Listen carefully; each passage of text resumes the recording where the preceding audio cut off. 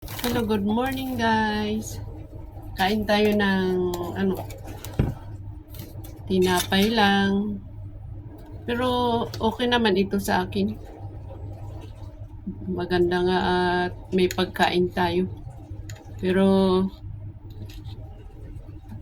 ang hindi nila alam, akala nila yung nasa abroad, ang sasarap ng pagkain.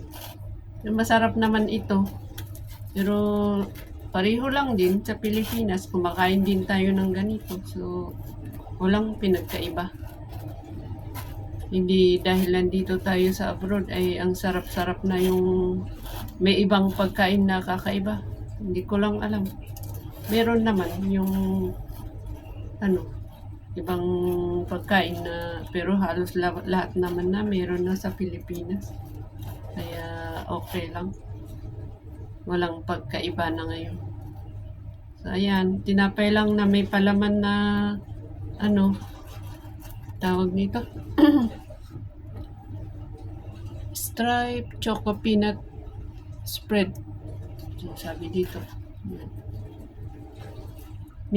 Paminsan-minsan lang ako gumamit nito. Hindi lahat ng mga spread ay palagi na lang natin gagamitin. Minsan wag yung palagi para hindi tayo masobrahan. Ayan.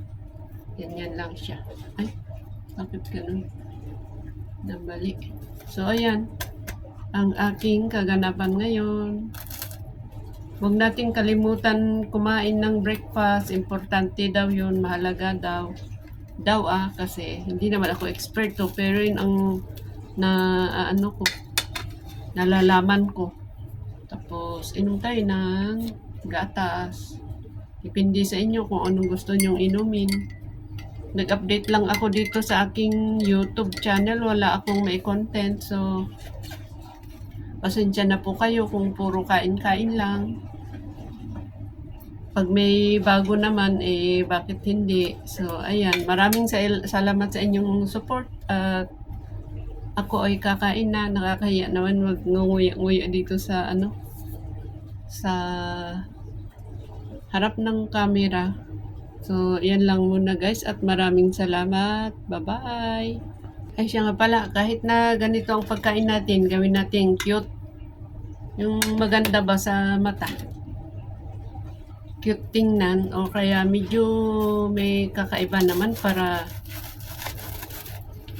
kahit ganito lang ay maging cute. Yung pagka-cute na dagdag parang masarap din. So, ayan. Ganyan. Ba? Di ba cute? Oh. Yan. Pwede namang pagsamahin na ganyan. Kaya lang makapal pag kakagatin. So, ayan na lang para mas cute.